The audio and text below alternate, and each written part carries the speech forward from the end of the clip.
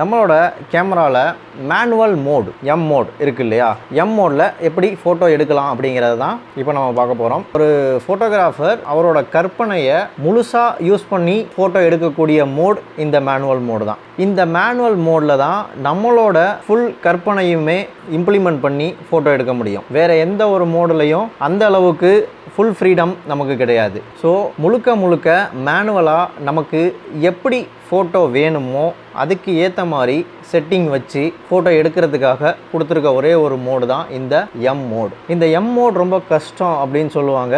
யார் சொல்லுவானா, பிகினர்ஸ் சொல்லுவாங்க. அதோட கேமராவை பற்றி அதோட செட்டிங்ஸ் பற்றி தெரியாதவங்க எம் மோட் ரொம்ப கஷ்டம்னு சொல்லுவாங்க. ஆனால் எம் மோட் ரொம்ப கஷ்டம்லாம் ஒன்றும் கிடையாது. ரொம்ப ஈஸியான மோட். அதை விட நமக்கு என்ன விரும்புகிறோமோ, எந்த மாதிரி ஃபோட்டோ எடுக்கணும்னு நினைக்கிறோமோ அந்த ஃபோட்டோவை நம்ம எதிர்பார்த்த மாதிரியே நம்ம எடுக்கணும்னு நினச்சோம் இல்லையா, அதே ரிசல்ட்டை மனசில் இருந்த மாதிரி கொண்டு வரத்துக்கு ஹெல்ப் பண்ணக்கூடிய ஒரே ஒரு மோடுனா அது இந்த எம் மோட் மட்டும்தான். நம்ம கேமில் மொத்தம் 4 மோட்ஸ் மேனுவல் மோடுன்னு சொல்லலாம். இதில் ஃபுல் மேனுவல் மோட் அப்படிங்கிறது தான் இந்த எம் அப்படிங்கிறது. பக்கத்தில் 3 மோடு ASPன்னு கொடுத்துருப்பாங்க. இது 3மே செமி ஆட்டோமேட்டிக் மோட். இது மட்டும் ஃபுல் மேனுவல் மோடு எம்ங்கிறது. மற்ற 3ம் செமி ஆட்டோமேட்டிக். ஃபுல் ஆட்டோமேட்டிக் கிடையாது. பாதி வேலையை நம்ம பார்ப்போம், பாதி வேலையை கேமரா பார்த்துக்கும். அதுதான் செமி ஆட்டோமேட்டிக் மோட்ஸ். இந்த MASP இந்த மோடு தான் நம்ம ப்ரொஃபஷ்னல் எப்போவுமே யூஸ் பண்ணுற மோடு. பாக்கி மோட்ஸ் எல்லாமே ஒரு ஆட்டோமேட்டிக் மோட்ஸ் தான். அதில் நம்மளுக்கு ஏற்ற மாதிரி கண்ட்ரோல்ஸ் நமக்கு கிடைக்காது. கேனன் கேமராவில் AVTVன்னு கொடுத்துருப்பாங்க. அதாவது டிவினா time value shutter speed mode இருக்குது இல்லையா, அதை தான் டிவின்னு சொல்லுவோம். ஏ அப்படிங்கிறது AV மோட் கேனன் கேமராவில், அதாவது அப்பச்சர் வேல்யூ AV. இதில் அப்பச்சர் ப்ரையாரிட்டி ஏன்னு சொல்லி போட்டிருப்பாங்க. இப்போது MASP இந்த MASP மோடில் நான் அப்பர்ச்சரை பற்றி சொல்லி கொடுக்கும்போது ஏ மோடில் போட்டு ஃபோட்டோ எடுத்து பாருங்கன்னு சொல்லியிருந்தேன். அப்போது ஏ மோடில் வச்சு நம்ம ஷூட் பண்ணும்போது கேமரா பாதி வேலையை ஆட்டோமேட்டிக்காக அதுவே பண்ணும்.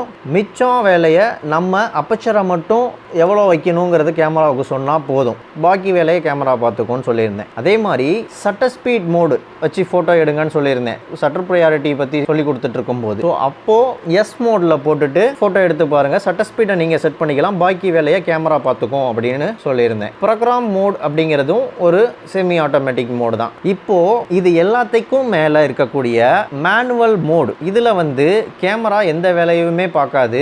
மீட்டரை மட்டும் கால்குலேட் பண்ணி லைட் எவ்வளோ இருக்குது அப்படிங்கிறத மட்டும் ஒரு அண்டர்ஸ்டாண்ட் பண்ணிக்கிட்டு அதை மட்டும் உள்ளே எடுத்து வச்சுக்கிட்டு இருக்கோம். அது எதையுமே கரெக்ஷன் பண்ணாது. பட் அந்த மீட்டரை இண்டிகேட் பண்ணும், எவ்வளோ நமக்கு அண்டராக இருக்குது அப்படிங்கிறது வேணால் இண்டிகேட் பண்ணும். அந்த ஒரு வேலையை மட்டும்தான் மேனுவல் மோடில் நமக்கு காமிக்கும். அதை இவ்வளோ கம்மியாக இருக்குது அப்படின்னு காமிக்கும். நமக்கு வேணும்னா அதை இன்க்ரீஸ் பண்ணி வச்சு ஷூட் பண்ணிக்கலாம். இல்லை அப்படின்னா நமக்கு ஏற்ற மாதிரி அண்டர் பண்ணி எடுத்துக்கலாம், இல்லை அதிகமாக வச்சு எடுத்துக்கலாம். ஸோ ஃபுல்லாகவே மேனுவல் கண்ட்ரோல். அதுதான் எம் மோட். லைட்டை மட்டும்தான் அது கால்குலேட் பண்ணும். கால்குலேட் மட்டும்தான் பண்ணுமே தவிர அது எதையுமே வேல்யூலாம் சேஞ்ச் பண்ணி கொடுக்காது நம்மளுக்கு. ஓகே, உள்ளதை உள்ளபடி காட்டும். ஓகே, இப்போ இந்த மேனுவல் மோடை வச்சு எப்படியெல்லாம் ஷூட் பண்ணலாம் அப்படிங்கிறத பார்ப்போம். இந்த மேனுவல் மோடில் நம்ம ஷட்டர் ஸ்பீடு எவ்வளோ குறைச்சி வச்சா எவ்வளோ அப்பச்சர் தேவைப்படும் அப்படிங்கிறதையும், அதே மாதிரி அப்பச்சர் வேல்யூ எவ்வளோ வச்சா நம்ம எவ்வளோ ஷட்டர் ஸ்பீட் வைக்கலாம் அப்படிங்கிறதையும் நம்ம தான் கேமராவுக்கு சொல்லணும். அதுபோக ஐஎஸ்ஓவும் மேனுவலில் தான் வச்சு ஷூட் பண்ணுறேன். அப்படிங்கும்போது நம்ம இதுக்கு முன்னாடி பார்த்தோம்ல அப்பர்ச்சர், ஷட்டர் ஸ்பீட், ஐஎஸ்ஓ, இந்த 3ஐயும் ஒரு ட்ரையாங்கிள் மாதிரி வச்சுக்கோங்களேன். இந்த ட்ரையாங்கிள் எக்ஸ்போசர் காம்பன்சேஷன் சொல்லக்கூடிய ஒரு ட்ரையாங்கிள். அதாவது ஷட்டர் ஸ்பீட், அப்பர்ச்சர், ஐஎஸ்ஓ, இந்த 3 வேல்யூவும் இது எவ்வளோ இருந்தால் இது எவ்வளோ இருக்கணும், இது எவ்வளோ இருந்தால் இது எவ்வளோ இருக்கணும், இது எல்லாமே ஒன்று சேர்ந்து கரெக்டாக வரும்போது தான் நமக்கு ஒரு கரெக்டான எக்ஸ்போசரில் ஒரு ஃபோட்டோ நம்மளால் எடுக்க முடியும். அதாவது நமக்கு ஏற்ற மாதிரியான ஒரு எக்ஸ்போசரில் ஃபோட்டோ எடுக்க முடியும். அது எக்ஸ்போசர்னு மட்டும் சொல்லாமல் டெப்த் ஆஃப் ஃபீல்டையும் அதுக்கேற்ற மாதிரி நம்ம கண்ட்ரோல் பண்ணி எடுக்க முடியும். டெப்த் ஆஃப் ஃபீல்டுங்கிறது ஃபோக்கஸ் எவ்வளோ ஏரியாவுக்கு இருக்கணும், அதாவது நிறைய ஏரியா உள்ளே வரணுமா, இல்லை ஷேலோவாக கொஞ்சம் ஏரியா மட்டும் உள்ளே வரணுமா அப்படிங்கிறத நம்ம இதுக்குள்ளேயே நம்ம வந்து கால்குலேட் பண்ணி வச்சுக்க முடியும். இந்த அப்பர்ச்சர் அப்படிங்கிற ஒரு விஷயத்தை வச்சு, ஷட்டர் ஸ்பீட் அப்படிங்கிற ஒரு விஷயத்தை வச்சு நம்ம இமேஜில் நடக்கக்கூடிய அந்த மோஷனை நம்மளால் கேப்சர் பண்ண முடியும்னு சொல்லியிருக்கேன். ஸோ லைட்டையும் அதுக்கு கண்ட்ரோல் பண்ணும், ப்ளஸ் மோஷன் ஃபோட்டோவில் இருக்கக்கூடிய அந்த மூமெண்ட்ஸ், நடந்துக்கிட்டு இருக்க அந்த மூவிங்கையும் வந்து அது வந்து கேப்சர் பண்ணும். உங்களுக்கு டவுட் இருந்துச்சுன்னா ஷட்டர் ஸ்பீட் வீடியோவில் நான் அந்த மூமெண்ட்டெல்லாம் எப்படி கேப்சர் பண்ணும் அப்படிங்கிறத நான் போட்டிருப்பேன். மூவிங்காக காட்டுறதும், மூவிங்கை வந்து அப்படி ஃப்ரீஸ் பண்ணி ஃபோட்டோ எடுக்கிற மாதிரி எல்லாம் காமிக்கிறதும், இது எல்லாமே ஷட்டர் ஸ்பீடில் பண்ணக்கூடிய வேலை. இப்போ இந்த ஷட்டர் ஸ்பீடையும் அப்பர்ச்சரையும் யூஸ் பண்ணி ஃபோட்டோ எடுக்கும்போது நமக்கு லைட்டு வந்து கம்மியாக இருக்குது, கூட இருக்குங்கிற ஒரு பிரச்சனை கண்டிப்பாக வரும். அப்படி வர்ற பிரச்சனையை நம்ம ஐஎஸ்ஓவை வச்சு காம்பன்சேட் பண்ணுவோம். அப்படி இது ரெண்டையும் வந்துட்டு, இது ரெண்டுலேயும் வரக்கூடிய பிரச்சனையை ஐஎஸ்ஓ வச்சு காம்பன்சேட் பண்ணும்போது நமக்கு அது ஈக்குவல் ஆயிரும். அந்த ட்ரையாங்கிள் வந்து ஈக்குவலாக செட் ஆகிடும். அப்படிங்கும்போது எக்ஸ்போஷரும் கரெக்டாக இருக்கும், எவ்வளோ ஏரியா ஃபோக்கஸில் வைக்கணுங்கிறதையும் கரெக்டாக வச்சுருவோம். அந்த சப்ஜெக்டில் வந்து ஏதாவது மூமெண்ட் வேணுமா இல்லை ஃப்ரீஸ் பண்ணி ஃபோட்டோ எடுக்கணுமா அப்படிங்கிறதையும் நம்மளால் எவ்வளோ நேரத்துக்கு லைட்டை வந்து உள்ளே கொடுக்கணும் அப்படிங்கிறதையும் இதை வச்சு நம்ம செட் பண்ணிக்க முடியும். ஸோ இப்போ இந்த 3 விஷயமும் ஐஎஸ்ஓ, ஷட்டர் ஸ்பீட், அப்பர்ச்சர், இந்த 3 விஷயமும் நம்ம தரவாக நம்ம கற்றுக்கிட்டோம் அப்படின்னா இந்த மேனுவல் மோடில் நம்ம ஷூட் பண்ணுறது ரொம்பவே சுலபமாகிடும். இப்போது கேமரா மேனுவல் மோடில் இருக்குது. ஸோ இந்த எம்ங்கிறது இந்த மார்க்கு நேராக இருக்குது இல்லையா? ஸோ மேனுவல் மோடில் கேமராவை வச்சுருக்கோம். இப்போது கேமராவுக்கு லைட்டிங் தெரியாது, எதுவுமே தெரியாது. நம்ம தான் கேமராவுக்கு என்ன லைட்டிங்கில் சப்ஜெக்ட் இருக்குது என்னங்கிறதெல்லாம் சொல்லி எடுக்க போகிறோம். நான் இப்போது இதில் ஒரு 50 mm லென்ஸ் தான் போட்டிருக்கேன். இதோட மேக்ஸிமம் அப்பர்ச்சர் ரேஞ்ச் பார்த்திங்கன்னா 1.8. நீங்கள் இதுக்கு முன்னாடி இருக்கக்கூடிய அந்த 3 videos, aperture, shutter speed, ISO, அது 3 வீடியோஸும் பார்த்துருக்கீங்க அப்படின்னா அதோட கண்டினியூட்டி தான் இது. இப்போது அந்த அப்பர்ச்சர், ஷட்டர் ஸ்பீட், ஐஎஸ்ஓ இது 3ஐயும் யூஸ் பண்ணி எப்படி ஒரு கரெக்டான எக்ஸ்போஸில் ஒரு ஃபோட்டோ எடுக்க போகிறோம் அப்படிங்கிறத பார்க்க போகிறோம். நான் இதில் 3 சப்ஜெக்ட் வச்சுருக்கேன், 3 டைனோசர்ஸ் பொம்மை வச்சுருக்கேன். இந்த 3 டைனோசர்ஸ் பொம்மையும் பின்னாடி ஒரு எல்லோ கலர் பொம்மை இருக்குது, அடுத்து ஒரு க்ரீன் கலர் பொம்மை, இங்கே அதுக்கு ரெண்டுக்கும் நடுவில் வந்து ஒரு ரெட் கலர் பொம்மை இருக்குது. ஓகே, இதுக்கு எப்படி ஒரு கரெக்டான எக்ஸ்போஷர் வச்சு ஃபோட்டோ எடுக்க போகிறோங்கிறது தான் இதில் பார்க்க போகிறோம். ஐஎஸ்ஓ 50 வச்சுருக்கேன். ஐஎஸ்ஓனா என்னங்கிறது உங்களுக்கு ஐஎஸ்ஓ வீடியோலேயே நான் சொல்லியிருக்கிறேன்.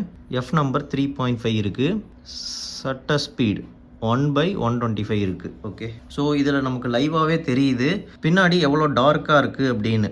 இதுவே இதுக்கு முன்னாடி இருக்க மிரர் உள்ள கேமராலாம் பார்த்தீங்கன்னா இந்த மாதிரி லைவ் வியூ கிடையாது. இதுலேயும் வந்து நான் இப்போ லைவ் வியூ ஆஃப் பண்ணிட்டேன் அப்படின்னா ஆக்சுவலாக இது என்ன இருக்குங்கிறத எனக்கு காமிச்சிக்கிட்டு தான் இருக்கும். இதில் வந்து நான் எந்த சேஞ்ச் பண்ணாலும் எனக்கு இதில் டிஸ்பிளே பண்ணாது. நான் இப்போ ஷட்டர் ஸ்பீடை மாற்றுறேன், எந்த சேஞ்சுமே ஆகலை. ஐஎஸ்ஓவை அட்ஜஸ்ட் பண்ணுறேன், எந்த சேஞ்சுமே ஆகலை. எஃப் நம்பரையும் மாற்றுறேன், எந்த சேஞ்சுமே நடக்கலை. ஏன்னா நான் அந்த லைவ் வியூ தெரிகிற மாதிரி வச்சுருந்த அந்த லைவ் டிஸ்பிளே மோடை வந்து ஆஃப் பண்ணிட்டேன்.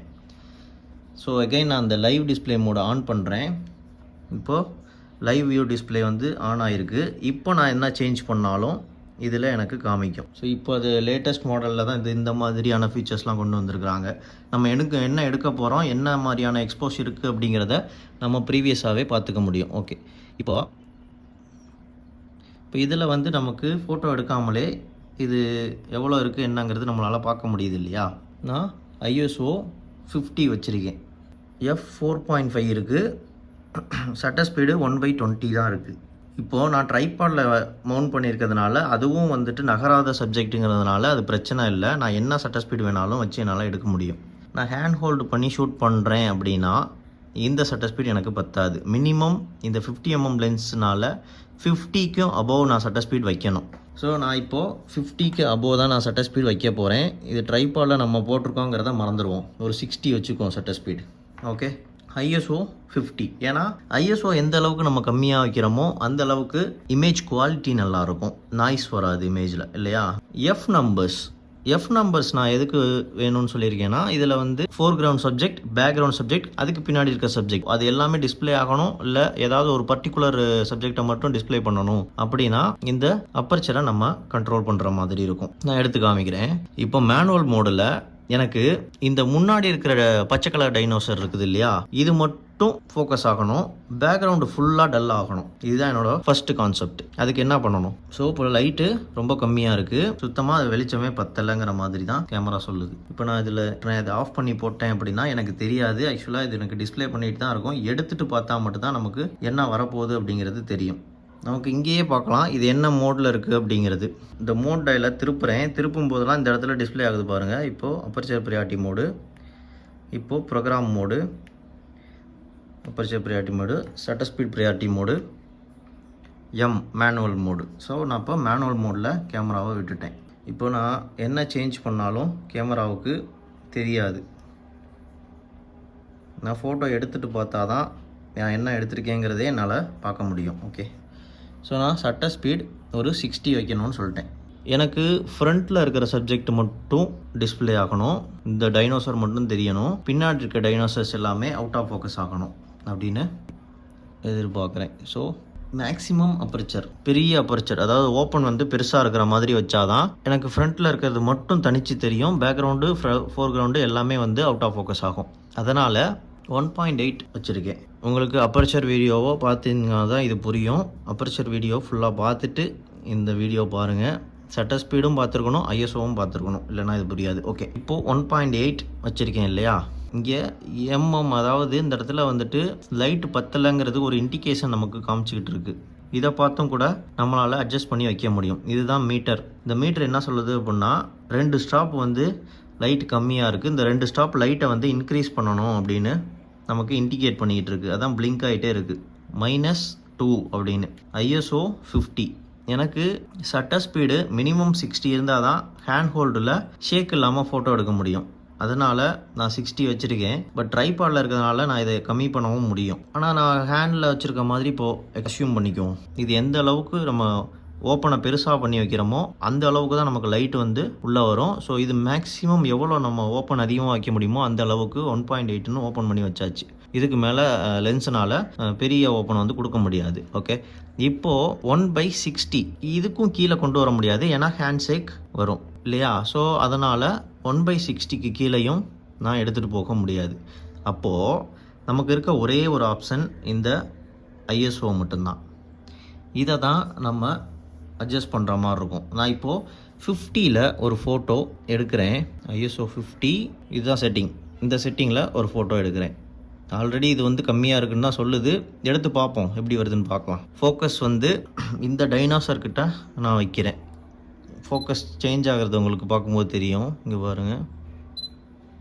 ஓகே, இப்போ நடுவில் இருக்க டைனோசர், இப்போது பின்னாடி இருக்க எல்லோ டைனோசர், அகைன் இந்த ரெட் டைனோசர், இந்த க்ரீன் டைனோசர், அது எல்லாத்துக்கும் பின்னாடி ஒரு டால் ஒன்று வச்சுருக்கேன், அதை ஃபோக்கஸ் பண்ணுவோம். இப்போது ஃபோர்கிரவுண்டு அதுக்கப்புறம் இருக்கிறது அதெல்லாம் அப்படியே பிளர் ஆகிடுச்சு. அதுக்கு அங்கிட்டு இருக்கிறது இந்த டாலு, அந்த எல்லோ டைனோசர் மட்டும் கொஞ்சம் தெரிகிற மாதிரி இருக்குது இல்லையா. ஃபஸ்ட்டு நம்ம எடுக்க போகிறது இந்த green colour dinosaur. So green colour dinosaur மேலே இந்த ஃபோக்கஸ் பாயிண்ட்டை வச்சுட்டு ஃபோக்கஸ் பண்ணிக்கணும். Focus lock.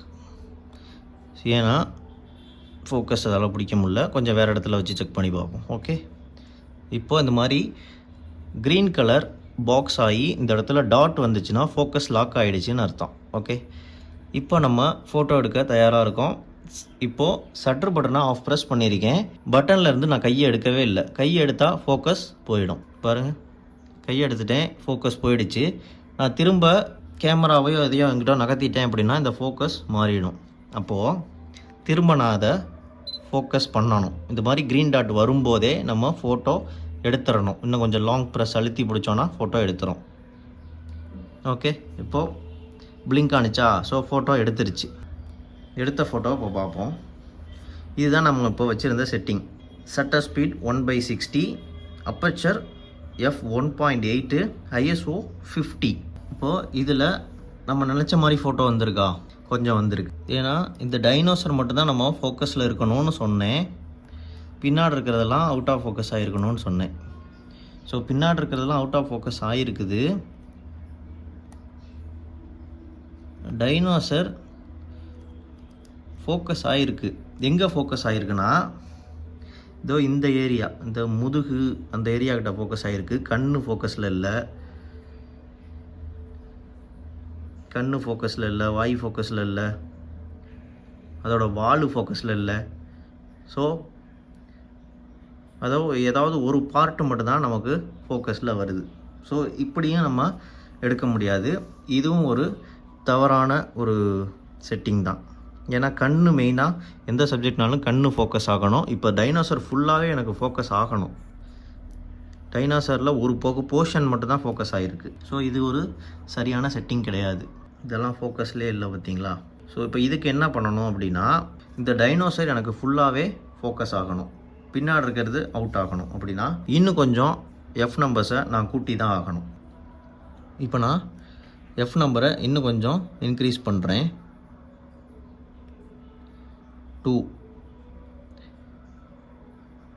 2மே பத்தாது. எனக்கு வரேன். F8 2.8 வச்சுக்குவோம். F2.8ல் இப்போ ஃபோட்டோ எடுத்தோன்னா ஃபோட்டோ அண்டர் எக்ஸ்போஸ் ஆகும். ஏன்னா செக் பண்ணி பார்க்கலாம். ஏன்னா ISO மினிமமாக இருந்தால் தான் நல்ல குவாலிட்டி ஃபோட்டோஸ் எடுக்க முடியும்னு சொல்லியிருக்கேன். ஸோ ISO 50 வச்சுருக்கேன். 1/60 அதுக்கு கீழே போகக்கூடாதுன்னு சொல்லியாச்சு. ஏன்னா ஹேண்ட் ஹோல்டில் ஷூட் பண்ணோம் இல்லையா, அதனால். அடுத்தது இது பிளிங்க் ஆகிட்டு தான் இருக்குது. நம்ம சும்மா எடுத்து பார்ப்போம். இது ஃபோக்கஸில் இருக்கணும் இல்லையா. ஸோ அகைன் நான் ஃபோக்கஸ் வச்சுக்கிறேன். ஃபோக்கஸ் வச்சுட்டு ஃபோட்டோ எடுத்துட்டேன். இப்போது எடுத்த ஃபோட்டோ பாருங்கள். போன ஃபோட்டோவை விட இந்த ஃபோட்டோ இன்னும் கொஞ்சம் டார்க்காக இருக்குது. ஏன்னா பின்னாடி இருக்கிறது எதுவுமே வந்துட்டு பிரைட்டாக தெரில இந்த டைனோசர்கிட்ட. ஆனால் கண்ணு நினச்ச மாதிரி கொஞ்சம் ஃபோக்கஸில் வந்திருக்கு, சரிதா. பட் இதுவுமே பத்தாது, இன்னும் கொஞ்சம் ஃபோக்கஸ் ஆகணும். வால் பார்த்தீங்கன்னா கொஞ்சம் பிளர் ஆயிடுச்சு. ஓகே, பட் பேக்ரவுண்ட்லாம் பிளராக தான் இருக்குது, அது பிரச்சனை இல்லை நம்மளுக்கு. அப்போது இன்னும் கொஞ்சம் அப்பர்ச்சரை இன்க்ரீஸ் பண்ணுவோம். ஏன்னா இது இன்னும் டார்க் ஆகிட்டு வரதுனால நான் ISO 50லேருந்து 100க்கு போகிறேன். ஓகே, இப்போ 3.5 வச்சுருக்கேன் நம்பர்ஸ். சட்டர் ஸ்பீடு இதை விட கூட்ட முடியாது. ஏன்னா கூட்டினேன்னா எனக்கு வந்து லைட் இன்னும் குறையும். அதனால் நான் சட்டர் ஸ்பீடை அதே ரேஞ்சிலே வச்சுருக்கேன். ஓகே, இந்த கண்ணுக்கிட்ட வச்சு ஃபோக்கஸ் பண்ணுவோம். ஓகே, இப்போது கிளிக் பண்ணலாம். ஸோ ஃபோட்டோ எடுத்துருச்சு. இப்போ எடுத்த ஃபோட்டோவை பார்க்கலாம். ஸோ ISO 100 வச்சுமே எனக்கு பின்னாடி எல்லாமே டார்க்காக தான் இருக்குது. பட் பாருங்கள், கண்ணெல்லாம் நல்லா ஃபோக்கஸில் இருக்குது. இப்படி நகர்த்தி பார்க்கலாம். பட் இங்கெல்லாம் பிளர் ஆகிடுச்சு. 3.5 வச்சுமே இது பத்தலை. அப்போது இப்போ கேமரா சொல்கிற ரீடிங்காண்டி நம்ம ஒரு ஃபோட்டோ எடுத்து பார்க்கலாம். அதாவது கேமரா சொல்கிற ரீடிங்னா இது -2ன்னு சொல்லிகிட்டு இருக்கா. இது வந்து நம்ம இந்த மீட்டரை வந்து 0 பண்ணணும். அதுக்கு என்ன பண்ணலான்னு பார்ப்போம். இப்போது 3.5ங்கிறது நமக்கு பத்தலை. நான் ஒரு 5.6க்கு போகிறேன். 5.6னால் ஓரளவு ஃபோக்கஸ் ஆகும். அப்படியே ISOவும் இன்க்ரீஸ் பண்ணுவோம். எவ்வளோ ISO இன்க்ரீஸ் பண்ணால் பாருங்கள், இது பிளிங்க் ஆகிறது ஸ்டாப் ஆகிடுச்சு. 640ல் 500 வரைக்குமே பிளிங்க் ஆகிட்டு தான் இருக்குது. 640 போகும்போது அப்படியே பிளிங்க் ஆனது ஸ்டாப் ஆகிடுச்சு. பட் இன்னும் கொஞ்சம் இன்க்ரீஸ் பண்ணுவோம். ஸோ இப்போ -1.7 இன்னும் கொஞ்சம் ரைஸ் பண்ணுவோம். 1.3 இது 0 ஆகணும். ஓகே, +0.3 போயிடுச்சு. ஸோ இப்போது 3200 ISO வச்சுருக்கேன். 3200 ISOவில் நாய்ஸ் வரும். ஆனால் வேறு வழி இல்லைன்னா எடுத்து தான் ஆகணும். எடுத்துகிட்டு பார்ப்போம், எவ்வளோ நாய்ஸ் வருதுங்கிறதையும் பார்ப்போம். இது ஒரு எக்ஸாம்பிளுக்கு எடுக்கிறது தானே. 5.6 ஏன்னா எனக்கு இது என்டையர் இந்த டைனோசர் ஃபுல்லாகவே வந்து ஃபோக்கஸ் ஆகணும். அதனால் 5.6. இது 1/60. நான் இதை வந்துட்டு ட்ரைபாடில் போட்டிருக்கனால இதோட அட்வான்டேஜ் என்னங்கிறதையும் சொல்கிறேன். கொஞ்சம் வெயிட் பண்ணுங்கள். டைனோசரை ஃபோக்கஸ் பண்ணியாச்சு, ஃபோட்டோ எடுக்கலாம். ஸோ இது கேமரா சொன்ன ரீடிங் கண்டி எடுத்தது. பட் நான் எதிர்பார்த்த ஷாட்டு இப்படி இல்லை. பட் அது கரெக்டான எக்ஸ்போஸ்ன்னு சொல்லுது. ஆனால் எனக்கு கொஞ்சம் ஓவர் எக்ஸ்போஸ் ஆன மாதிரி தான் இருக்குது. நார்மலாக கேமரா சொல்கிறது ஒரு கரெக்டான ரீடிங்னு சொல்லுது. பட் எனக்கு இந்த இமேஜ் அவ்வளோ சாட்டிஸ்ஃபைடாக இல்லை. அதோட நாய்ஸ் வேறு அதிகமாக இருக்குது. இமேஜ் கொஞ்சம் ஓவர் எக்ஸ்போஸ் ஆன மாதிரி தான் எனக்கு தெரியுது. ஏன்னா இது ஃபுல்லாக அந்த ஸ்கின்னெல்லாம் க்ரீனாக எனக்கு தெரியணும். பட் அது க்ரீனாகவே இல்லை, கொஞ்சம் ஓவர் எக்ஸ்போஸ் ஆன மாதிரி இருக்குது. ஸோ அதனால் நான் கேமரா கண்ட்ரோலில் நான் ஃபோட்டோ எடுக்க மாட்டேன். நான் எனக்கு பிடிச்ச மாதிரி தான் நான் எடுத்தேன். அப்போது 3200 ISO எனக்கு தேவையில்லை. நான் இன்னும் கொஞ்சம் ISOவை கம்மி பண்ணுறேன். இது ஒரு ஸ்டாப் கம்மியாக இருக்குன்னு சொல்லுது. பரவாயில்ல, ஒரு ஃபோட்டோ எடுத்து பார்ப்போம். ஓகே. ஸோ 1600 ISOவில் f5.6ல் ஷட்டர் ஸ்பீட் 1/60 வச்சு ஒரு ஃபோட்டோ எடுத்திருக்கேன். இது பாருங்கள்.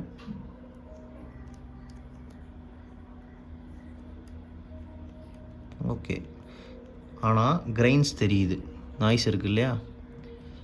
ஏன்னா 1000க்கு மேலே ஷட்டர் ஸ்பீட் இது ISO ஏற்றிருக்கோம், அதனால் நாய்ஸ் தெரியுது. பட் இந்த டைனோசர் ஃபுல்லாகவே ஃபோக்கஸில் இருக்கா? இருந்ததுக்கு எவ்வளவோ பரவாயில்ல. ஓரளவுக்கு இந்த டைனோசர் ஃபுல்லாகவே ஃபோக்கஸில் இருக்குது. பின்னாடி இருக்கிறது எல்லாமே அவுட் ஆஃப் ஃபோக்கஸ் ஆகிருக்கு. எனக்கு அதுதான் தேவை. ஓகே. ஸோ இதுவுமே கொஞ்சம் ஓவர் எக்ஸ்போஸ் மாதிரி தான் தெரியுது. இன்னும் கொஞ்சம் ISOவை டவுன் பண்ணுவோம். ISO 640 வச்சுருக்கேன்.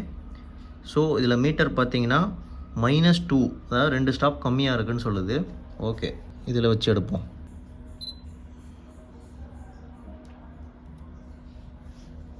பாருங்க, 2 ஸ்டாப் கம்மியாக வச்சு எடுக்கும்போது நான் எதிர்பார்த்த மாதிரியான ஒரு ஷாட் எனக்கு கிடச்சிருக்கு. என்ன காரணம்னு பார்த்தீங்கன்னா, இது பின்னாடி இருக்கிறது எல்லாம் பிளாக் இல்லையா? பிளாக் அப்படின்னா கேமரா என்ன புரிஞ்சுக்கும்னா, இது இருட்டான விஷயங்கள் உள்ள நிறையா இருக்குது ஃப்ரேமில். அப்போது இதுக்கு வெளிச்சம் அதிகமாக கொடுக்கணும் அப்படின்னு சொல்லி அதை வெளிச்சம் பண்ணுறதுக்கான இதுக்காக மீட்டர் காமிக்கும். அப்படிங்கும்போது நம்ம 2 ஸ்டாப் இன்க்ரீஸ் பண்ணணும்னு சொல்லவும் 2 ஸ்டாப் நம்ம அதிகம் பண்ணோம். அதனால் இது ஓவர் எக்ஸ்போஸ் ஆகிடுச்சு. அப்போது பிளாக் அதிகமாக இருக்குது அப்படின்னா அந்த பிளாக்காக காமிக்கணும் அப்படின்னா நம்ம அது சொன்ன ரீடிங்லேருந்து 2 ஸ்டாப் கம்மி பண்ணால் தான் நம்ம எதிர்பார்த்த மாதிரியான ஒரு இமேஜ் நம்மளால் எடுக்க முடியும். ஓகே. ஸோ பேக்ரவுண்ட் இந்த அளவுக்கு பிளர் ஆகிருக்கு.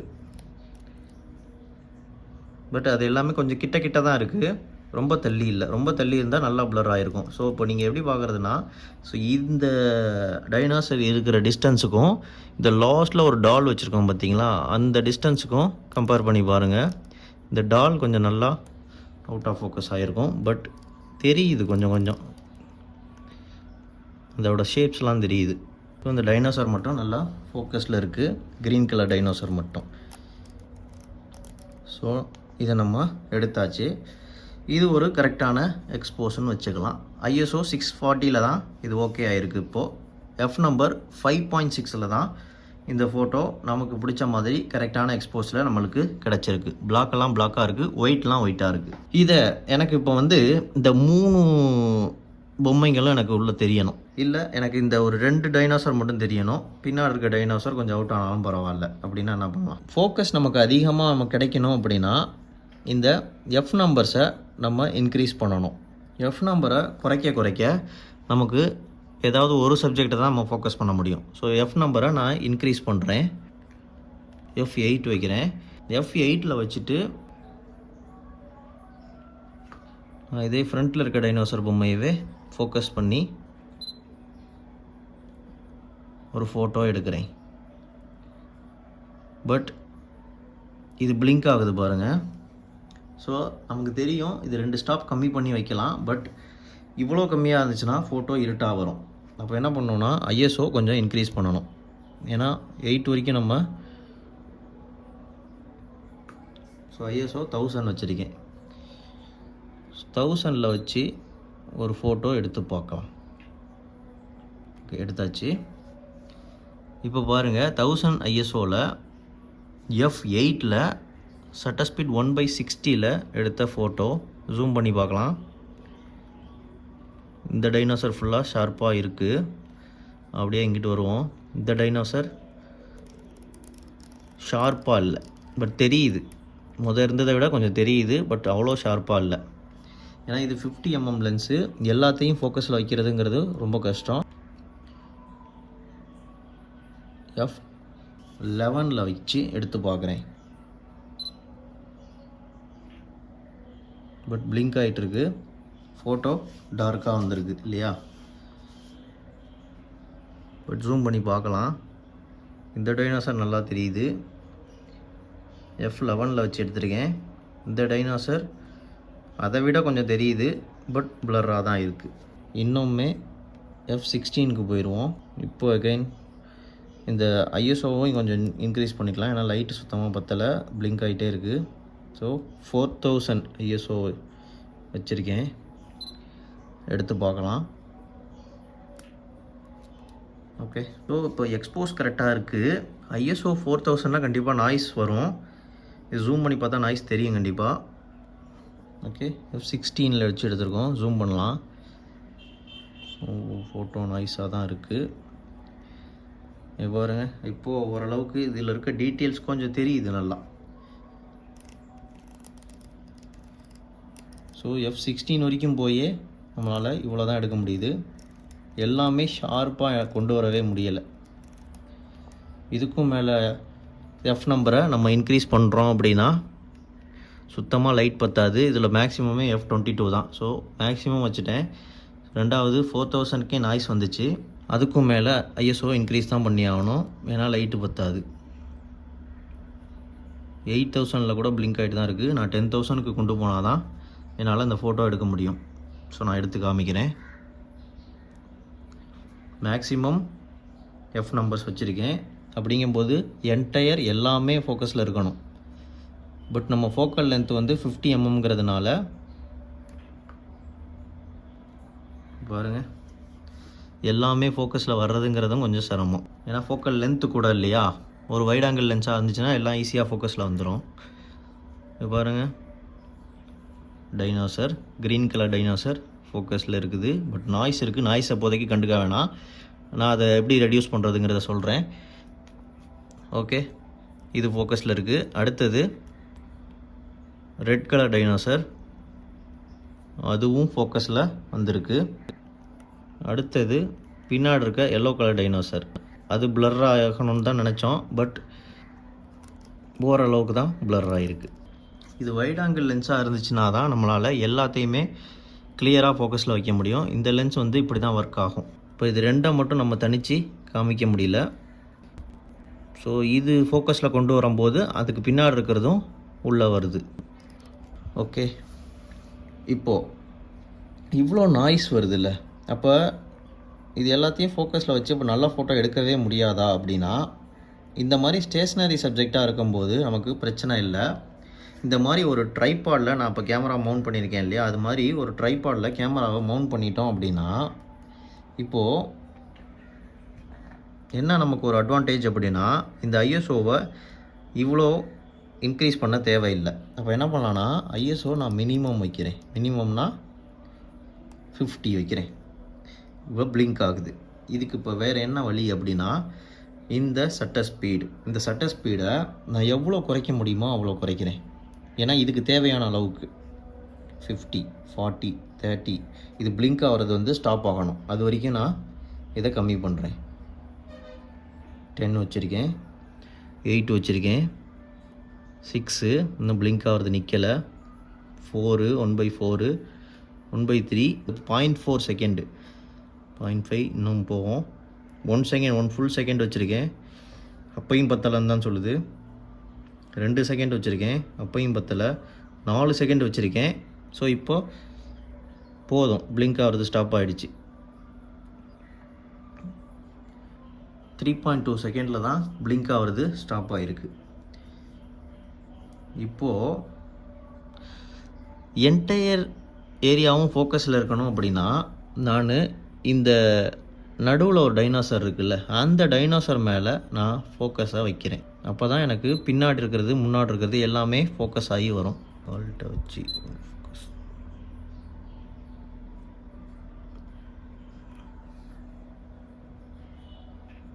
ஸோ இந்த ஃபோட்டோ எடுத்து முடிக்கிறதுக்கு இவ்வளோ நேரம் ஆகுது. அவ்வளோ நேரம் அது வந்து ஆஃப் ஆன் ஆகுது இல்லையா. ஸோ இவ்வளோ நேரம் ஆகிருக்கு இந்த ஃபோட்டோ எடுத்து முடிக்கிறதுக்கு. இந்த ஃபோட்டோவோட அவுட்புட் பார்ப்போம். ISO 50 எடுத்திருக்கேன். Shutter speed 3.2 full seconds. 3.2 seconds முழுசாக 1/, கிடையாது, 3.2 ஃபுல் செகண்ட்ஸு. F22 வச்சு எடுத்த ஒரு ஃபோட்டோ. இப்போ இதை ஜூம் பண்ணி பார்க்கலாம்.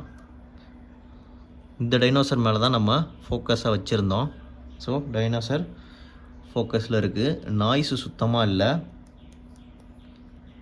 பார்த்திங்கன்னா தெரியும், பின்னாடி இருக்கிறதும் ஃபோக்கஸில் வந்திருக்கு. இந்த டால் ஃபோக்கஸில் இருக்குது. அப்படியே இந்த ஃப்ரண்ட்டில் இருக்க பச்சை கலர் டைனோசருக்கு வருவோம். இதுவுமே அதால் முடிஞ்ச அளவுக்கு ஃபோக்கஸ் ஆகிருக்கு. பட் ஷார்ப்பான ஃபோக்கஸாக அப்படின்னா நிச்சயமாக கிடையாது. ஏன்னா இந்த லென்ஸ்னால் அவ்வளோதான் ஃபோக்கஸ் பண்ணி எடுக்க முடியும். இது 50mm லென்ஸுங்கிறதுனால ஒரு பர்டிகுலர் ஏரியாவை நல்லா ஃபோக்கஸில் வைக்கும். அதுக்கு முன்னாடியோ பின்னாடியோ இருக்கிறத கொஞ்சம் அவுட் பண்ண தான் செய்யும். ஏன்னா இது 50mm லென்ஸ். ஒரு வைட் ஆங்கிள் லென்ஸாக இருந்தால் மட்டும்தான் என்டையரையும் நல்லா ஷார்ப்பான ஃபோக்கஸில் நம்ம வச்சுருக்க முடியும். ஓகே, அடுத்தது இந்த மாதிரி இவ்வளோ கம்மியான செகண்ட்ஸ் வச்சு ஷார்ப்பான ஃபோட்டோ எடுக்கணும் அப்படின்னா நம்ம கேமராவை ட்ரைபாடில் போட்டால் மட்டும்தான் முடியும். ISOவை நம்ம கம்மியாக வச்சே நம்மளால் ஷூட் பண்ணிக்க முடியும். ஓகே, அடுத்தது நான் இப்போ இதில் எனக்கு இந்த ரெட் கலர் டைனோசரை மட்டும் ஷார்ப்பாக வச்சு மற்றதெல்லாம் டல் பண்ணி ஃபோட்டோ எடுக்கணும் அப்படின்னா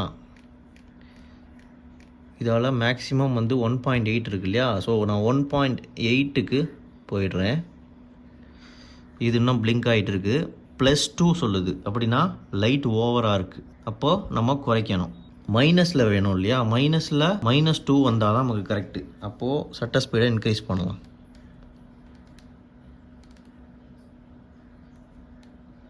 ஸோ இப்போ 0 சொல்லுது. 0 இருந்தால் கிரேட் 1க்கு போயிடும். அதனால் -2 ஸ்டாப் வந்துடுறேன். ஓகே, இப்போ 1/50 நமக்கு தேவையான அளவுக்கு சட்டர் ஸ்பீட் கிடச்சிருச்சு.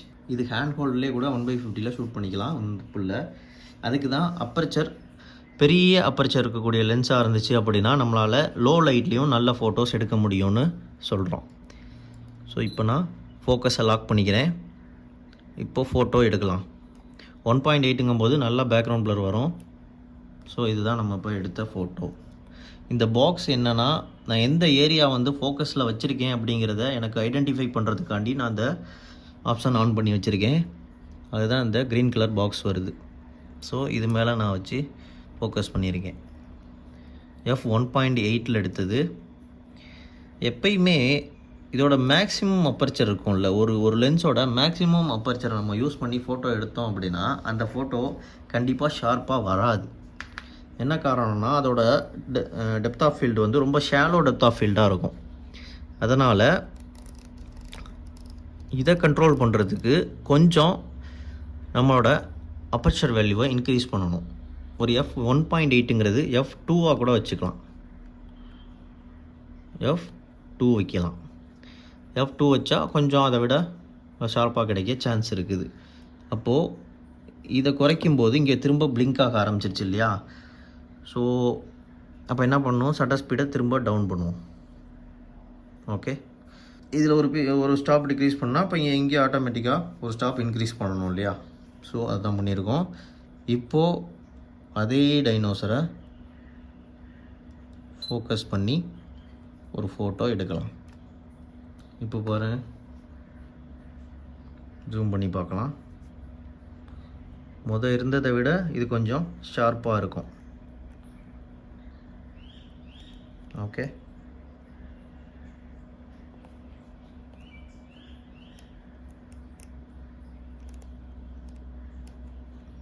பட் எனக்கு இதுவுமே பத்தாது, இன்னும் ஷார்ப்பாக வேணும்.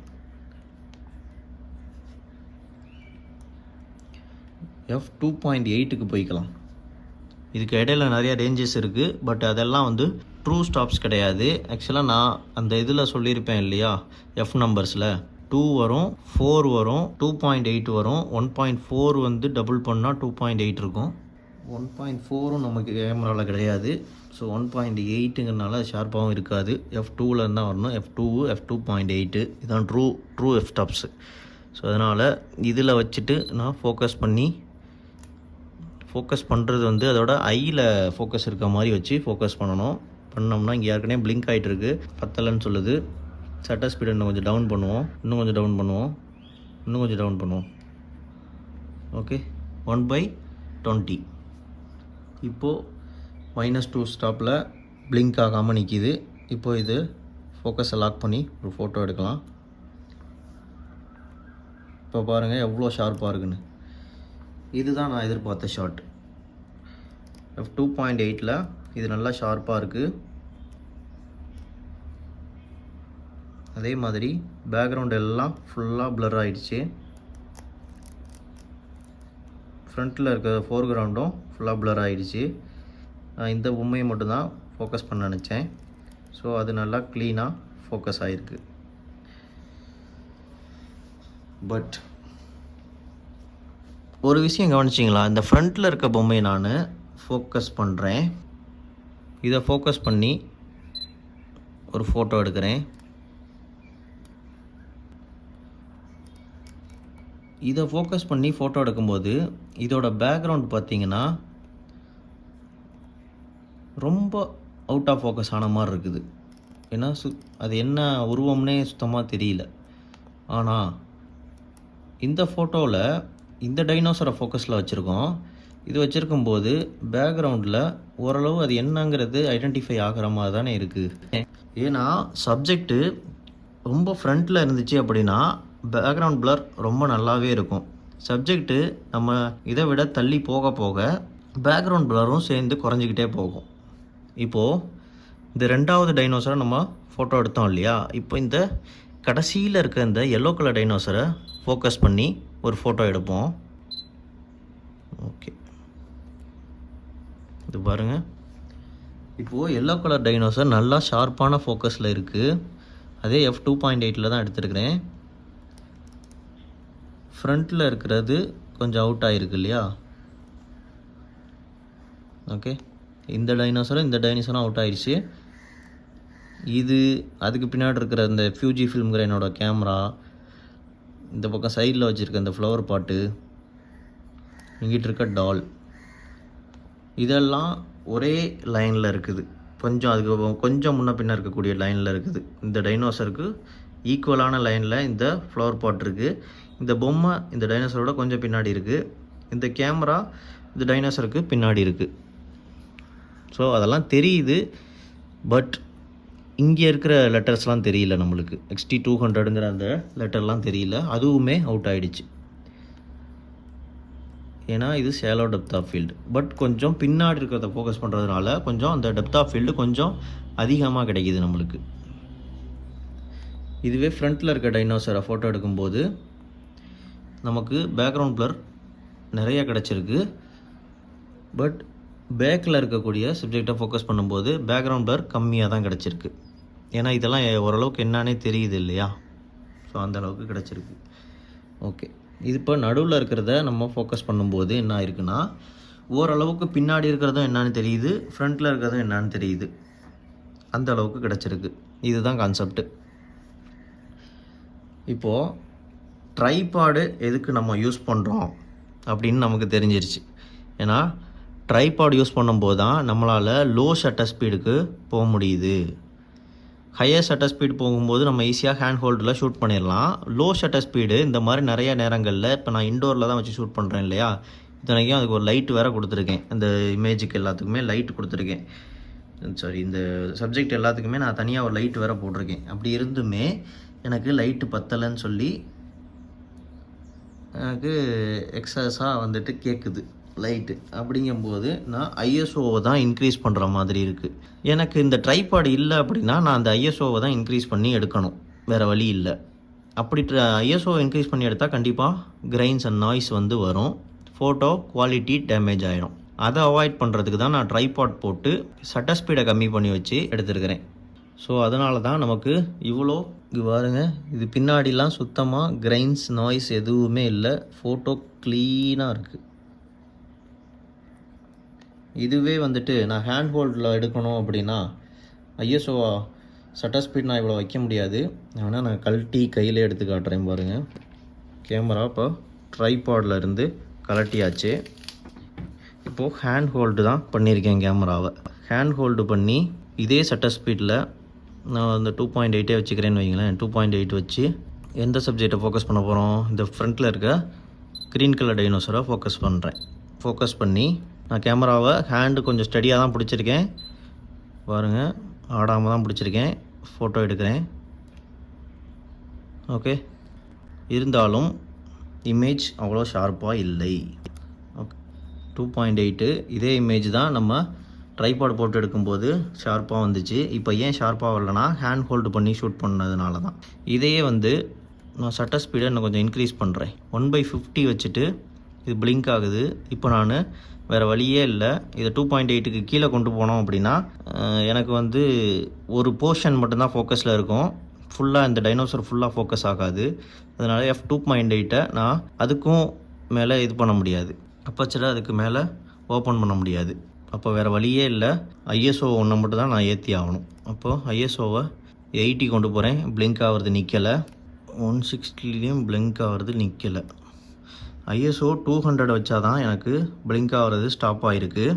ஸோ 100ல் ஸ்டாப் ஆகலை. ISO 200ல் தான் பிளிங்க் ஆகிறது ஸ்டாப் ஆகிருக்கு. ஸோ ஹேண்ட் ஹோல்டு பண்ணி ஸ்டெடியாக தான் பிடிச்சிருக்கேன். ஹேண்ட் ஹோல்டு பண்ணி இந்த ஷார்ட்டை ஓகே. இப்போ பாருங்கள், இதை இப்போ எடுத்த ஃபோட்டோ.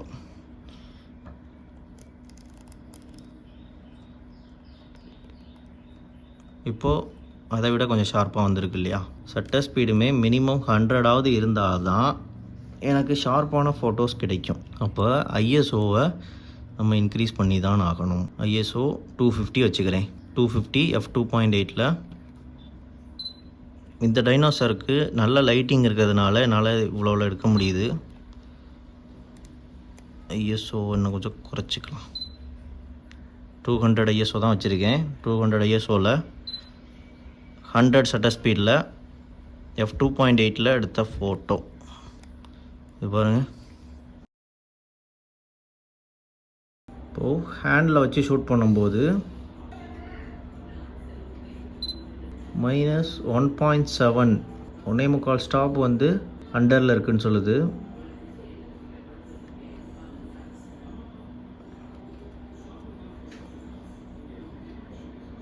ISO கொஞ்சம் டவுன் பண்ணோன்னா அந்த ஸ்டாப்பை அச்சீவ் பண்ணிடலாம். ஓகே, இப்போ ஷூட் பண்ணுவோம். இது 1/80 ஷட்டர் ஸ்பீடில் எடுத்த ஃபோட்டோ. ஸோ நல்லா ஷார்ப்பாக வந்திருக்கு இல்லையா? 1/80 ஷட்டர் ஸ்பீடு f2.8ல் எடுத்தது. ஸோ கடைசியாக லாஸ்ட்டில் இருக்கிற சப்ஜெக்டை ஃபோக்கஸ் பண்ணதுனால அதுக்கு ஃப்ரண்ட்டில் இருக்கிற சப்ஜெக்ட் எல்லாமே அவுட் ஆஃப் ஃபோக்கஸ் ஆகிருக்கு. ISO 125 f2.8 shutter speed 1/80. So இது ஹேண்ட் ஹோல்டு பண்ணி ஷூட் பண்ணுறதுக்கு ஏற்ற ஒரு செட்டிங். அதாவது இந்த 50 mm லென்ஸுக்கு. நான் இப்போ இந்த வீடியோவில் அப்பச்சரையும் ISOரையும் சேஞ்ச் பண்ணும்போது இந்த மீட்டர் எனக்கு இண்டிகேட் பண்ணிக்கிட்டே இருக்குது இல்லையா?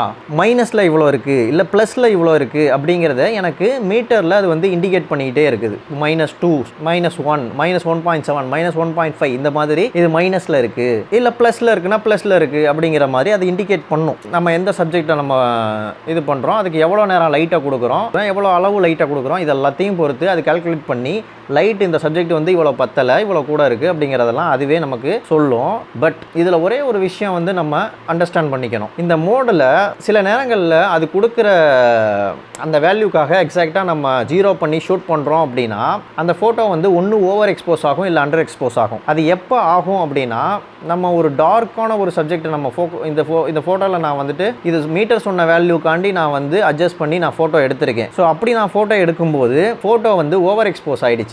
ஏன் ஓவர் எக்ஸ்போஸ் ஆகிடுச்சு அப்படின்னா ஃபோட்டோவில் டார்க் ஏரியா, அதாவது பிளாக் சப்ஜெக்ட் அதிகமாக இருக்குது, அதாவது கருப்பான பொருட்கள் அதிகமாக இருக்குது அப்படின்னா கேமரா அதை எப்படி கன்சிடர் பண்ணும் அப்படின்னா அதுக்கு கலர் எல்லாம் தெரியாது இல்லையா? கருப்பு தெரியும், வெள்ளை தெரியும். ஸோ கருப்பாக ஒரு விஷயம் இருக்குது அப்படின்னா அது இருட்டு அப்படின்னு நினச்சிக்கும். வெள்ளை அதிகமாக இருக்குது அப்படின்னா அது ஒரு வெளிச்சமான ஒரு விஷயம் அப்படின்னு நினச்சிக்கும். ஸோ இப்போ கருப்பான விஷயம் அப்படின்னா என்ன பண்ணணும்? இருட்டு அதிகமாக இருக்குது போல், அளவை கொஞ்சம் ஏற்றிக்கணும் அப்படின்னு நினைக்கும். அப்படிங்கும்போது என்ன, அந்த லைட்டோட அளவை கொஞ்சம் கூட்டிக்கும். +1 ஸ்டாப் ப்ளஸ் 2 ஸ்டாப்னு சொல்லி அதுவே டிசைட் பண்ணி கூட்டி கொடுக்கும். அதாவது கிரே டோனுக்கு கொண்டு வந்து நிப்பாட்டும். நான் இதை வந்து இன்னொரு செஷனில் சொல்கிறேன் டீட்டெயிலாக இது வந்து எப்படி கிரேக்கு மாறுது அப்படிங்கிறது. பட் இப்போ வந்து மேனுவல் மோடில் எப்படி ஷூட் பண்ணுறோம் அப்படிங்கிறத தான் நம்ம இப்போ பார்க்குறோம். ஒரே ஒரு ஃபோட்டோவில் வந்து ஓவர் எக்ஸ்போஸ் ஆணுச்சு. அது ஏன் ஓவர் எக்ஸ்போஸ் ஆணுச்சு அப்படின்னா, கேமரா கருப்பு, இதுக்கு பின்னாடி இருக்கிற சப்ஜெக்ட் எல்லாமே கருப்பாக இருக்குது அப்படிங்கிறதுனால இருட்டு அதிகமாக இருக்குது அப்படின்னு நினச்சிட்டு அது வந்து ஓவர் எக்ஸ்போஸ் ஆணுச்சு. பட் நான் என்ன பண்ணேன், 2 ஸ்டாப் கம்மி பண்ணேன். -2 செட் பண்ணிவிட்டு ஃபோட்டோ எடுத்தோம் அப்படின்னா எக்ஸ்போஷர் கரெக்டாக வந்துச்சு. நான் இந்த பொம்மையெல்லாம் வந்துட்டு என்ன கரெக்டான ஒரு கலரில் இருக்கோ அந்த கலரில் கரெக்டாக நமக்கு வந்து ஃபோட்டோ எடுக்க முடிஞ்சது.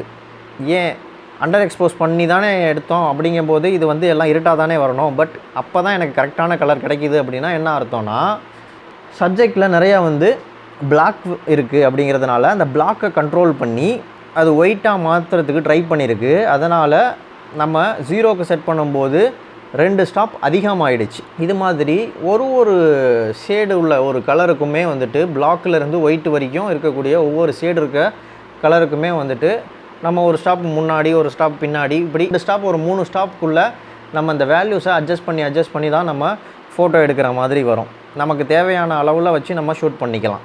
பட் அது நமக்கு தெரிஞ்சிருக்கணும், எந்த சப்ஜெக்ட்டுக்கு எவ்வளோ வைக்கணும், இது எவ்வளோ ஒரு டார்க்கான சப்ஜெக்ட்டு, இது எவ்வளோ ஒரு பிரைட்டான சப்ஜெக்ட்டு, இதுக்கு வந்து அண்டர் பண்ணணுமா, இதுக்கு வந்து ரைஸ் பண்ணணுமா, இதெல்லாம் நமக்கு தெரிஞ்சிருக்கணும்.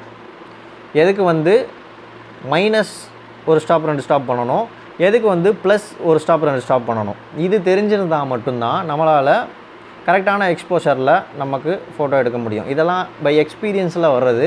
நம்ம ஷூட் பண்ணிக்கிட்டே இருக்கும்போது நமக்கு தெரியும். பிளாக் சப்ஜெக்டை ஷூட் பண்ணுறோம் அப்படின்னா பிளாக்குக்குன்னு போகும்போதே நம்ம ஆட்டோமேட்டிக்காக 2 ஸ்டாப் வந்துட்டு கம்மி பண்ணி வச்சு ஷூட் பண்ணுவோம், எக்ஸ்போஷர் கரெக்டாக வரும். ஒயிட்டுக்குன்னு போகும்போது நம்ம ஆட்டோமேட்டிக்காக 2 ஸ்டாப் வந்து கூட பண்ணிடுவோம். அப்படிங்கும்போது ஒயிட்டோட எக்ஸ்போஷர் கரெக்டாக வரும். ஸோ இதெல்லாம் ப்ராக்டிக்கலாக நமக்கு வந்து அடுத்தடுத்து நம்ம ஷூட் பண்ணி பார்த்துட்டே இருக்கும்போது தான் நமக்கு புரியும். ஏன் ஒயிட்டில் வந்து கிரே டோனுக்கு அண்டர் எக்ஸ்போஸ் ஆகி காமிக்குது 0 செட் பண்ணும்போது, பிளாக்கை வந்து ஏன் வந்து ஓவர் எக்ஸ்போஸ் பண்ணி காமிக்குது 0 பண்ணும்போது, மீட்டரை 0 பண்ணும்போது அப்படிங்கிறது நம்ம நிறைய எடுக்க நமக்கு வந்து கன்ஃபியூஸ் ஆகும். இது ஏன் இப்படி வருது அப்படின்ட்டு. இதுதான் காரணம். அதனால தான் மேனுவல் மோடில் நமக்கு ஏற்ற மாதிரி அந்த மீட்ரு வேல்யூவிலேருந்து ஒரு ஸ்டாப் 2 ஸ்டாப் கம்மியோ கூடையோ பண்ணி நம்ம ஷூட் பண்ணணும். ஸோ இந்த விஷயத்தை தான் நம்ம மெயினாக இங்கே கற்றுக்கணும். இது தெரிஞ்சுக்கிச்சு அப்படின்னா அப்பச்சரு ஷட்டர் ஸ்பீடும் இது 2 மட்டும் வச்சுக்கிட்டு எவ்வளோ லைட்டு தேவையோ அந்த லைட்டோட வேல்யூவை மட்டும் ஐஎஸ்ஓவில் வந்து ஃபுல்ஃபில் பண்ணணும். அது நான் சொல்லியிருக்கேன் இல்லையா, கிராப் பாடி அப்படின்னா மேக்ஸிமம் 1000 வரைக்கும் கொண்டு போகலாம். அதுக்கு மேலே போனோம் அப்படின்னா கண்டிப்பாக நாய்ஸ் பயங்கரமாக தெரிய ஆரம்பிச்சிடும். ஸோ 1000க்குள்ளே ஒரு 800க்குள்ளேயே வச்சு ஷூட் பண்ணுறீங்க அப்படின்னா நாய்ஸ் லெவல் வந்து நல்லாயிருக்கும். ஃபோட்டோவில் பெருசாக நாய்ஸ் தெரியாது, ஃபோட்டோ வந்து இமேஜ் க்ளீனாக இருக்கும், நம்ம ஈஸியாக ஷூட் பண்ணலாம். அதனால தான் நான் இந்த வீடியோவில் நான் ட்ரைபாட் வச்சு ஷூட் பண்ணி காமிச்சேன். ட்ரைபாட் வச்சுருக்கிறதோட அட்வான்டேஜ் என்னங்கிறது இப்போ உங்களுக்கு தெரிஞ்சிருக்கும்னு நினைக்கிறேன். ஏன்னா ட்ரைபாடை வச்சு ஷூட் பண்ணும்போது நமக்கு எவ்வளோ வேணாலும் அண்டர் பண்ணி நம்மளால் ஃபோட்டோ எடுக்க முடியும். அண்டர் மீன் நமக்கு ஷட்டர் ஸ்பீடை எவ்வளோ வேணாலும் டவுன் பண்ணிக்க முடியும், ரொம்ப லோ ஷட்டர் கூட போக முடியும். நான் இதில் வந்து 3 செகண்ட்ஸ் வரைக்கும் நான் ஷட்டர் ஸ்பீடை கம்மி பண்ணி வச்சு ஷூட் பண்ணினேன். ஏன்னா அவ்வளோக்கு இங்கே லைட்டு பத்தலை. எப்போது எஃப் நம்பர் 22ல் வைக்கும்போது எஃப் நம்பர் 22 போணுச்சு அப்படின்னா லென்ஸில் இருக்கக்கூடிய ஓப்பனிங் இத்தினூண்டு இருக்கும். ஸோ இந்த ஓப்பனுக்குள்ளே லைட்டு பூந்து வர்றதுக்கு எவ்வளோ நேரம் வந்து நமக்கு லைட்டை உள்ளே கொடுக்கணும் அப்படிங்கிற ஒரு விஷயம் இருக்குது. அப்போது ஷட்டர் ஸ்பீடை ரொம்ப டவுன் பண்ணால் தான் நம்மளால் அந்த சின்ன ஒரு ஓப்பனுக்குள்ளே லைட்டை வந்து அதிகமாக உள்ளே கொடுக்க முடியும். அது தேவையான அளவுக்கு லைட்டை அப்படி கொடுத்தா தான் அந்த எக்ஸ்போஷர் நமக்கு கரெக்டாக கிடைக்கும். ஸோ அதை ஹேண்ட் ஹோல்டு பண்ணி ஷூட் பண்ணுறோம் அப்படின்னா 3 செகண்ட் நான் கையில் அப்படி நான் கேமரா ஹோல்டு பண்ணி என்ன தான் பிடிச்சிருந்தாலும் இந்த சின்ன நடுக்கத்தினால கையில் இருக்க நடுக்கிறதுனால ஃபோட்டோ ஷேக் ஆகிடும். ஸோ இதை அவாய்ட் பண்ணுறதுக்காக தான் லோ லைட்டில் நல்ல ஃபோட்டோ எடுக்கணும் அப்படின்னா கண்டிப்பாக ட்ரைபாடை வச்சு ஷூட் பண்ணணும். இந்த மாதிரி ஸ்டேஷ்னரியாக நிற்க வச்சு ஷூட் பண்ணுற பொருளெல்லாம் நம்ம ஷூட் பண்ணுறோம் அப்படின்னா இது ரொம்பவுமே சுலபமாக கேமராவை ஸ்டாண்டில் போட்டு நம்ம ஃபோட்டோ எடுத்துக்கலாம். இது ஒரு மேஜர் ப்ளஸ். லோ லைட்டில் ஃபோட்டோ எடுக்கிறதுக்கு மஸ்ட் ட்ரைபாட். அதே மாதிரி எவ்வளோ வேல்யூ வச்சு ஷூட் பண்ணோம் அப்படின்னா நமக்கு ஹேண்ட்ஷேக் வராது அப்படிங்கிறதையும் நான் ஏற்கனவே அந்த ப்ரீவியஸ் வீடியோஸ்லலாம் சொல்லியிருக்கேன் இல்லையா, ஷட்டர் ஸ்பீட் வீடியோவில் பார்த்துருப்பீங்க. So minimum 50 mm லென்ஸ்னால் 50 and above, 100 mm லென்ஸ்னால் 100 and above, 200 300னா எத்தனை நமக்கு ஃபோக்கல் லென்த் இருக்குதோ அந்த ஃபோக்கல் லென்த்தை விட டபுள் வச்சா பெட்டர் கிராப் பாடினா. ஃபுல் ஃப்ரேமாக இருந்தால் அந்த ஃபோக்கல் லென்த்துக்கு ஈக்குவலண்ட்டான ஷட்டர் ஸ்பீட் நம்ம வச்சு ஷூட் பண்ணிக்கலாம் தாராளமாக. அப்படி வச்சு ஷூட் பண்ணும்போது தான் நமக்கு இந்த ஹேண்ட் ஷேக்கை கண்ட்ரோல் பண்ணிக்க முடியும். இல்லைனா ஹேண்ட் ஷேக் எப்பயுமே ஃபோட்டோவில் கண்ட்ரோலே ஆகாது. அப்படிங்கும்போது நமக்கு ஃபோட்டோ கண்டிப்பாக ஷேக்காக தான் வரும். இப்போது ஷேக் எப்படி அவாய்ட் பண்ணுறது அப்படிங்கிறதையும் பார்த்தாச்சு. ஷட்டர் ஸ்பீட் கம்மியாகவோ கூடவோ எப்போல்லாம் வைப்போம் அப்படிங்கிறதும் நமக்கு தெரிஞ்சிருச்சு. ஸோ இதை வச்சுக்கிட்டே நல்ல ஃபோட்டோஸ் வந்து தாராளமாக எடுக்கலாம். இதுக்கு மேலே இருக்கிறதெல்லாம் குட்டி குட்டி கிமிக்கீஸ் தான். எக்ஸ்போஷரை வந்து அது எப்படி ஃபைன் டியூன் பண்ணுறது, லைட்டை வந்து ஒரு இடத்துல எந்த இடத்துலேருந்து எடுக்குது, ஸ்பாட் மீட்டரிங்னா என்ன, மீட்டரிங்னா என்னென்னு நான் ஏற்கனவே ஒரு இதில் நான் ஓவராலாக ஒரு எக்ஸ்ப்ளனேஷன் கொடுத்துருக்கேன். டீட்டெயிலாக வீடியோ போடுவோம், அடுத்து வரும் எபிசோடில். ஸோ பார்க்கலாம்.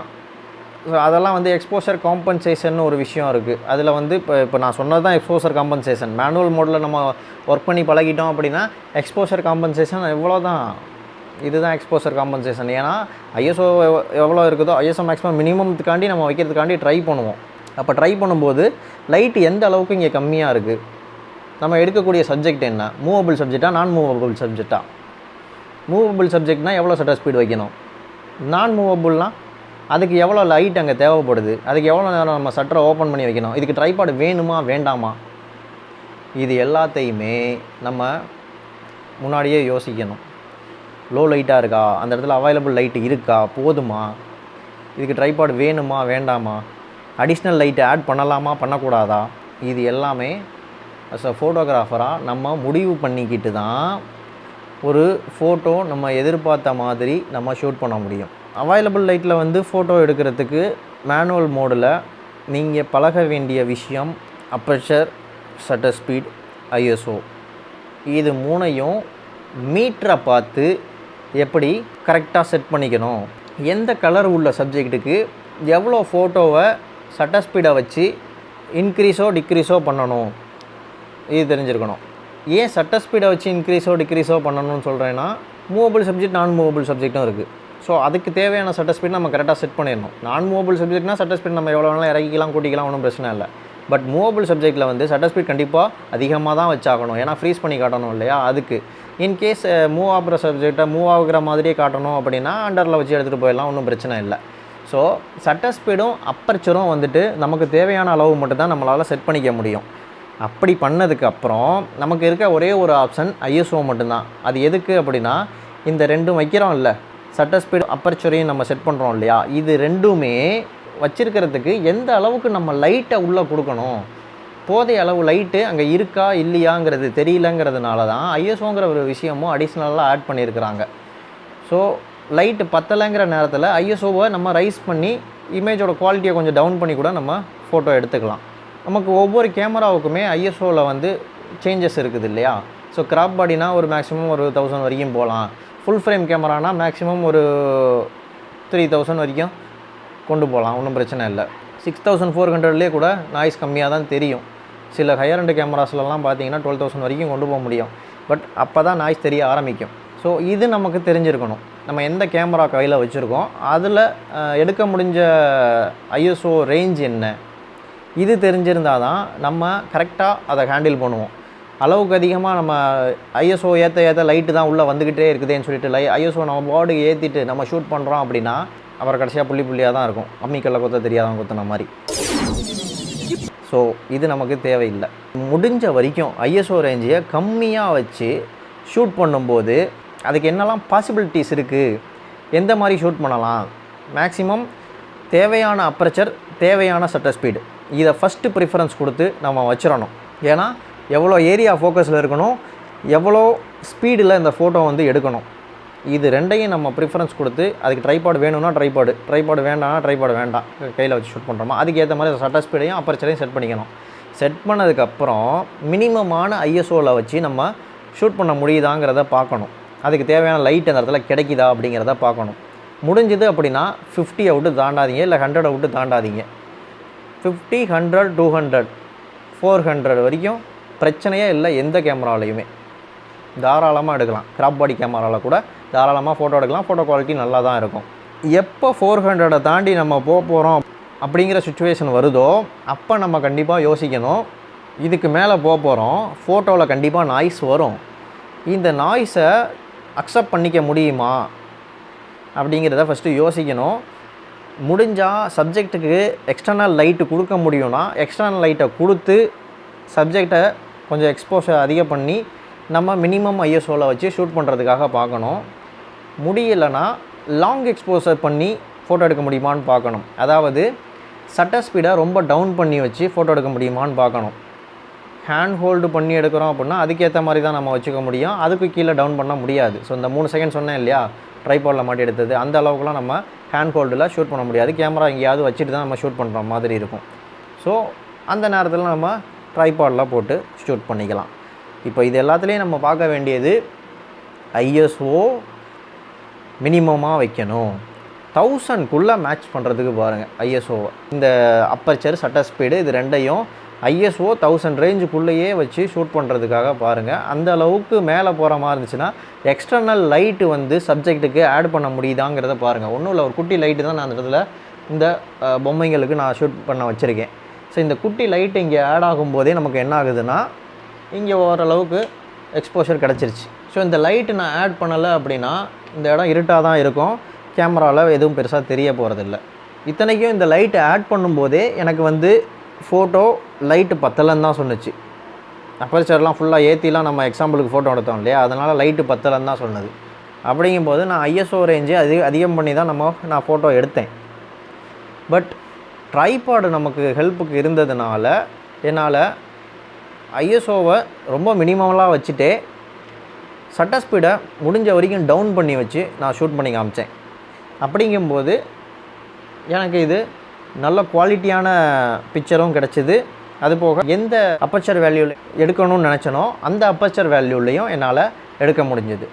நமக்கு எந்த மாதிரி சப்ஜெக்ட் எடுக்கிறதுக்கு எவ்வளோ லைட்டிங் இருக்குது, அதுக்கு என்னெல்லாம் பொருள் நமக்கு தேவை, வெறும் கேமரா மட்டும் எடுத்துகிட்டு போய் நம்ம ஷூட் பண்ணிட முடியுமா, அப்படியே எடுத்துகிட்டு போனோன்னா ஹேண்ட் ஹோல்டு பண்ணி ஷூட் பண்ணிட முடியுமா, அதுக்கு தேவையான அவைலபிள் லைட்டெல்லாம் அங்கே இருக்குதா, இது எல்லாத்தையும் நம்ம செக் பண்ணணும்.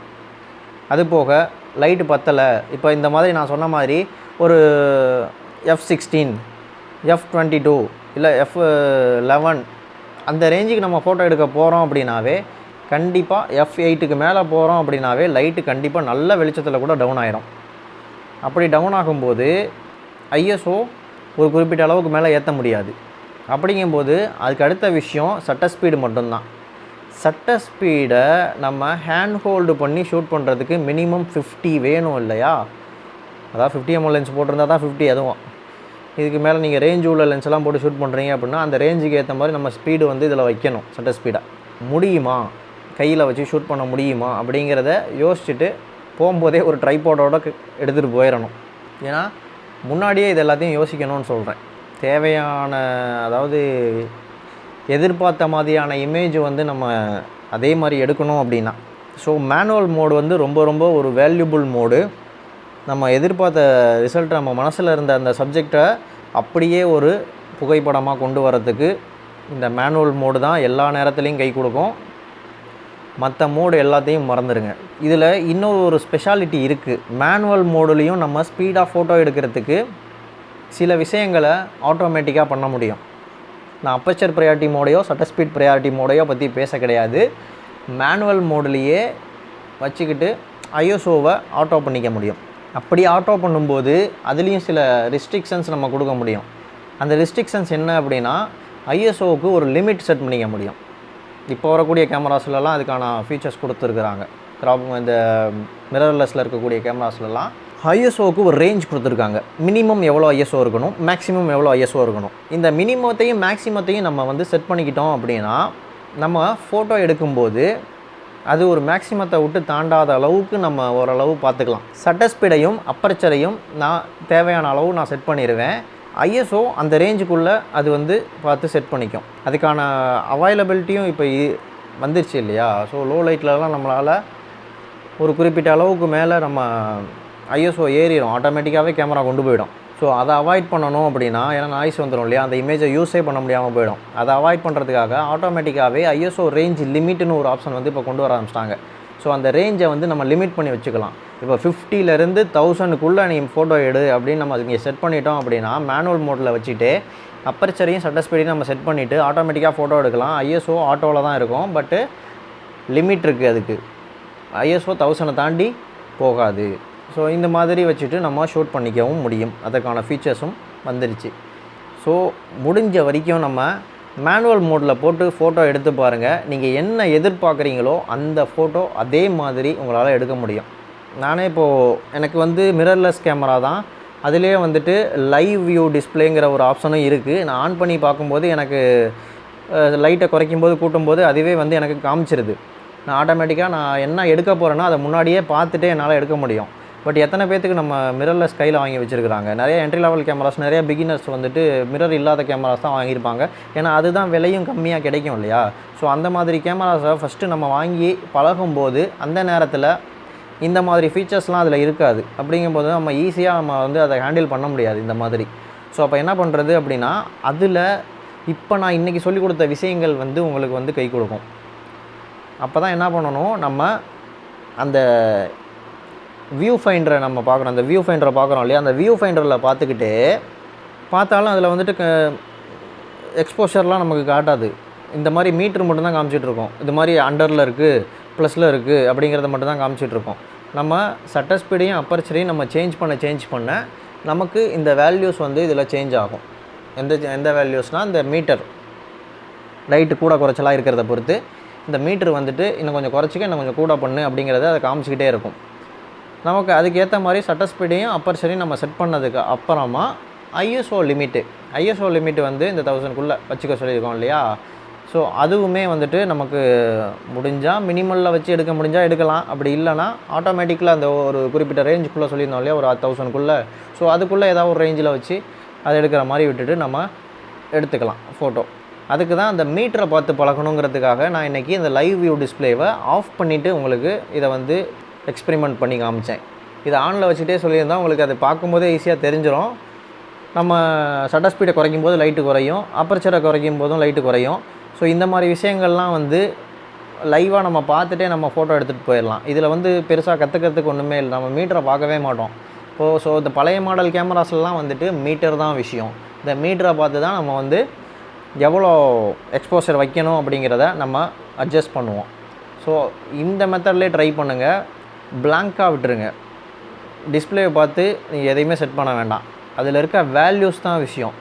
அப்பர்ச்சர் வேல்யூ எவ்வளோ வைக்கிறோம், எவ்வளோ ஏரியா ஃபோக்கஸில் வரணும், சட்டர் ஸ்பீடு எவ்வளோ வைக்கணும், ஏன்னா ஃப்ரீஸ் பண்ணணுமா மோஷன் பிளர் பண்ணணுமா, இந்த விஷயம் இது எல்லாத்தையும் நம்ம கரெக்டாக வச்சுட்டோம் அப்படின்னா ஐஎஸ்ஓ எவ்வளோக்குள்ளே வைக்கணும், இந்த விஷயம் இது எல்லாத்தையும் நம்ம தேவையான அளவுக்கு வச்சுட்டோம் அப்படின்னா மீட்டர் வேல்யூ என்ன சொல்லுது, அண்டரில் இருக்கா ஓவரில் இருக்கா, நமக்கு தேவையான எக்ஸ்போஷர் கரெக்டாக கிடைக்குதா அப்படிங்கிறது ஒரு சில டெஸ்ட்டு ஷாட்டு கூட எடுத்து பார்த்து கூட எடுத்துக்கலாம்.